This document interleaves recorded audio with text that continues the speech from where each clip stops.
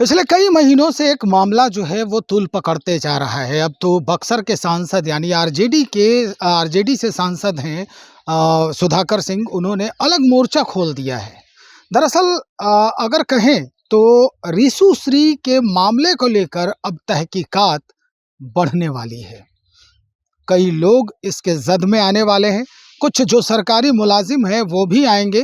अधिकारियों की भी जो है वो उस पर कार्रवाई होगी, अधिकारियों पर भी कार्रवाई हो सकती है, ऐसा महसूस किया जा रहा है। हम आपको सीधा सुनवा रहे हैं सुधाकर सिंह की बात कि भाई आखिर सुधाकर सिंह क्या कुछ कह रहे हैं इस पूरे मामले को लेकर। बाकायदा इन्होंने प्रेस को संबोधित किया है और प्रेस के संबोधन में इन्होंने जो पत्रकार सवाल पूछ रहे हैं उसका बेबाकी से जवाब भी दिया है। क्या कहना है सुनवा रहे हैं आपको। ट्रांसफर पोस्टिंग जो अपराधी हैं इसमें, इनकी पोस्टिंग किसने किया? नीतीश कुमार के राज में हुआ होगा, वो दोषी हैं, या उसके बाद बने हुए मुख्यमंत्री ने भी उन लोगों में से किसी को अगर प्राइस पोस्टिंग किया है तो वह भी शामिल माने जाएंगे। क्योंकि जब दस्तावेज था मुख्यमंत्री के सामने, जब ईडी का रिपोर्ट था, तो ईडी के रिपोर्ट पे ऐसे लोगों को या तो दंडित करना चाहिए था या इनको कोल्ड स्टोरेज में डाल देना चाहिए था। कहा जाता है वेटिंग फॉर पोस्टिंग क्यों किया जाता है? जब आपके कारगुजारी ठीक नहीं है तो वेटिंग फॉर पोस्टिंग में, लेकिन ये तो वेटिंग फॉर पोस्टिंग नहीं है, ये तो डेवलपमेंट के महत्वपूर्ण विभागों के प्रभारी बना दिए गए। इसमें मुख्यमंत्री नीतीश कुमार भी शामिल हैं, कहीं इसमें दो राय नहीं है। पर आपने काफी रिसर्च किया है, कुछ सालों पहले एक मामूली फैक्ट्री का दुकान कराया गया था, आगे किसके संपर्क में आया, कौन सी बड़ी मछली थी जिसके संपर्क में आया, तो देखिए जो ईडी ने कहा है, हम किसने कोई हम भेद और अनुमान पर आरोप नहीं लगाना चाहते। इन्फोर्समेंट डायरेक्टरेट ने सीधे वो कहा है आनंद किशोर को गैंग ऑफ लीडर। और मैंने इसके पहले भी 1.5 साल 1.25 साल पहले भी प्रेस कॉन्फ्रेंस में कहा था कि इस राज्य का सबसे भ्रष्टतम अधिकारी आनंद किशोर है, जो महत्वपूर्ण विभागों से पोस्टिंग से मेधा घोटाले का आरोपी था, फिर भी उसको पोस्टिंग मिला। ये नीट के भी मामले में आदमी जो कंपनी का कल खुलासा हुआ है नीट में बायोमेट्रिक्स का, ये इसका सरगना आनंद किशोरी है, जो ब्लैकलिस्टेड कंपनी है। कल फिर नीट में गड़बड़ी करने का लोगों ने खेल कर दिया कि एक ब्लैकलिस्टेड कंपनी को बायोमेट्रिक्स के जरिए फर्जी अभ्यर्थियों को घुसाने का काम किया। जब इतने स्तर पे देश में जब आरोप थे, फिर भी लोगों ने इसको सेटिंग करने का प्रयास किया है। अब ये पूर्णतः आप लोग की जानकारी में आज तो खबरें भी चलती हैं।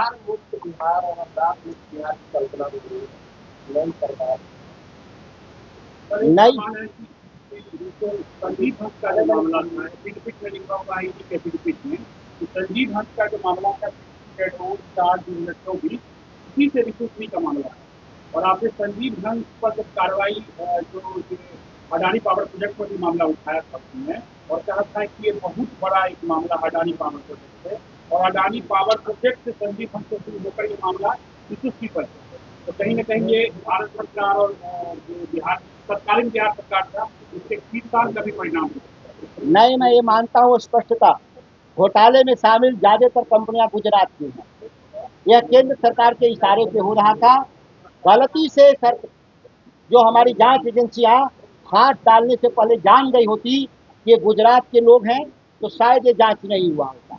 मेरा एक साफ कहना था कि संजीव हंस के मामले में एफिडेविट दिया है ईडी ने कि संजीव हंस के मामले जो टीपी पेट्रोल 4/2024 है, वो जांच करने के उपरांत ये जो 25 मामला दर्ज हुआ है का, उससे वो निकला है। तो क्या ये संजीव हंस, अडानी, भारत सरकार, बिहार सरकार, आपको क्यों कंफ्यूजन हो रहा है कि अडानी के नियंत्रण से भाजपा बाहर है या देश की सरकार बाहर है? वो तो उसी का हिस्सा है ना। ये सभी लोग मिली भगत में थे। वो अडानी, भारत सरकार, बिहार सरकार कोई अलग नहीं था। लेकिन कभी कभी जांच अधिकारी ईमानदार आ जाते हैं, हाथ डालते हैं, इस तरह के मामले निकल आते हैं, नहीं तो मामला कभी उद्भेदन नहीं होता। हम लोग के आरोप सवाल करिए, आप जवाब मत दीजिए उधर से, आप सवाल क्यों करिए? आप तो जवाब के सवाल में शकल में सवाल मत करिए। सवाल जैसा सवाल होना चाहिए। आप तो जवाब उधर से सुना रहे हैं और आप उम्मीद कर रहे हैं कि हम तो कहीं नहीं, हम किसी संजीव हंस तो लगता है देर क्या है। हम तो मैंने कहा ही कि संजीव हंस पे कार्रवाई के दौरान यह तमाम तथ्य 2 साल से सरकार के सामने है। जिस पर कार्रवाई की जगह लीपापोती हो रहा है, यह मेरा आरोप है। और ये सरकारी दस्तावेज है, ये कोई मेरा व्यक्तिगत दस्तावेज नहीं है। और इसे कोई मुकरने का प्रयास किया था लोगों ने, रिशु श्री ने मुकरने का प्रयास किया, लेकिन कोर्ट इसको माना नहीं, उनको बेल नहीं दिया, यह भी एक फैक्ट है। विभाग में ये बहुत समय लंबे समय से हो रहा था और इस बीच में आप सवाल ये उठाई मंत्री रहे उन विभागों को क्या उनकी जानकारी मिली और इस बीच में तो महागठबंधन की सरकार हुई, क्या उस समय के मंत्री रहे एक देखिए, पहला नंबर, बिहार में एक अलग तरीके का नीतीश कुमार मॉडल डेवलप किया, जहां विभाग अब नहीं खर्च करते, विभागों के हर विभाग के लिए एक डेवलपमेंट कंपनी बनाया गया और कंपनी का जो एमडी होता है वह रिस्पॉन्सिबल होता है डेवलपमेंट कमिश्नर के यहाँ। वो किसी विभागीय सचिव को, विभागीय मंत्री को वो रिपोर्ट नहीं करता, क्योंकि मैं मंत्री रहा हूँ इसलिए मैं बता रहा हूँ, इसकी मेरी जानकारी बाद में हुई। विभाग के नियंत्रण में जब बजट होता है तो मंत्री रिस्पॉन्सिबल होता है उस डिपार्टमेंट का सचिव। लेकिन आप देखेंगे कि हर डेवलपमेंट विभाग में एक कारपोरेशन बन गया और कारपोरेशन एमडी चलाता है और एमडी की जो नियुक्ति होता है मुख्यमंत्री करते हैं, मंत्री नहीं करता। और जो उसके रिपोर्टिंग सिस्टम है वो डेवलपमेंट कमिश्नर का चेयरमैन होता है। इसीलिए सारे जो भ्रष्टाचार के जो लिंक जाएंगे वो डेवलपमेंट कमिश्नर और मुख्यमंत्री का जो कार्यालय है, जो पोस्टिंग, उसमें निकलेगा। मंत्रियों को भी उसी में कुछ मिल जाता होगा, इसीलिए मौन साथ देते होंगे, अन्यथा उनके यहाँ फाइलों पर दस्तखत कराने के लिए मंत्रियों के यहाँ जाता कोई नहीं है इस मामले में। हमने कार्रवाई किया था। देखिए, हम सरकार में थे तो कार्रवाई किए तो इस्तीफा दिए थे, ये बार बार दोबारा क्यों पूछते हैं? आप जिससे पूछना होगा पूछिएगा। हम तो भुक्तभोगी हैं, मैंने इस्तीफा दिया था। क्यों इस्तीफा दिया था? इसी भ्रष्टाचार के उद्भेदन के लिए दिया था ना। और हमने उस लड़ाई को कभी खत्म नहीं किया, हम हमेशा लड़ते रहे। हर 2-3 महीने पर नए साक्ष्यों के साथ मैं आता रहा। ये जो लोग कहते हैं कि आप थे तो क्यों नहीं किए, अरे हम तो जो कर दिया वो तो बिहार में कोई नहीं किया। तो आप बाकी लोग तो मुख्यमंत्री अच्छे हैं, यही मीडिया के लोगों ने कहा, दूसरा कोई कहा था? बिहार में एक नीतीश कुमार का नारा हम लगाए थे। देखिए साक्ष्य, इलेक्ट्रॉनिक साक्ष्य कि कौन अधिकारी पैसा, जो व्हाट्सएप चैट है, देखिए व्हाट्सएप चैट है कि रिशु श्री के मोबाइल पर कौन पैसा मांग रहा था। ये संतोष मल हो या ये सागर हो या विलासा शर्मा हो।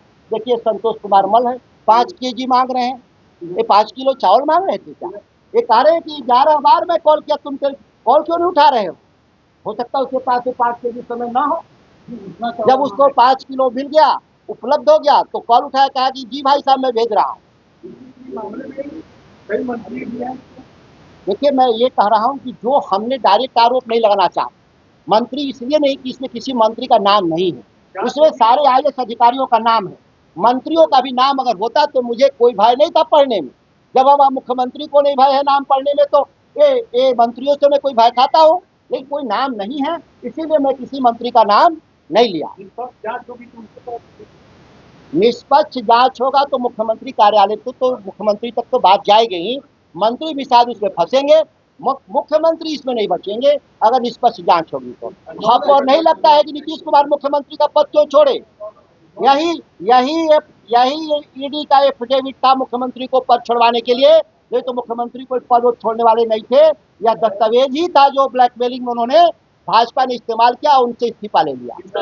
निश्चित तौर पर टेंडर और मैनेजमेंट को लेकर जो रिश्वतखोरी है और टेंडर मैनेजमेंट को लेकर जो बातें हैं, अब सुधाकर सिंह स्पष्ट करते नजर आ रहे हैं और बाकायदा उन्होंने कागज एक तैयार किया है और इसकी सूचना हर जगह पहुंचाने का प्रयास भी किया है। अब स्थिति ये है कि सरकार के यानी नीतीश सरकार की बात हो रही है कि नीतीश सरकार में जो उनके मुलाजिम थे, बड़े अधिकारी थे, वो अब इसके जद में आने वाले हैं। इन्होंने बाकायदा इसकी प्रूफ भी सुपुर्द की है। क्या है पूरा मामला, हमने आपको सुनवा ही दिया है। अब आगे देखते हैं कि इस पूरे मामले पर कैसे लिपापोती की जाती है, या फिर अमूमन ये कहा जाता है कि कानून का हाथ लंबा होता है। तो अब ये कानून का हाथ जो आरोपित हैं, जैसा कि लोग कह रहे हैं, जैसा कि सांसद महोदय कह रहे हैं कि इस पूरे मामले में कौन कौन आरोपित हो सकता है, ये हाथ कानून का उनके गर्दन तक पहुंचेगा या फिर इस पूरे मामले की लीपापोती कर दी जाएगी। तो चलिए अब इंतज़ार करें, देखते हैं, चूँकि न्याय होने में थोड़ा वक़्त ज़रूर लगता है। अब इंतज़ार ये करना है कि न्याय अगर हो, तो क्या बिहार के जनता के पक्ष में हो या उन मुलाज़िमों के पक्ष में होगा, जो हमेशा उनको खुश करते रहे, जो इसके काबिल नहीं थे। तो इंतज़ार की बात है, बने रहिएगा, हम वो भी आपको दिखाएँगे।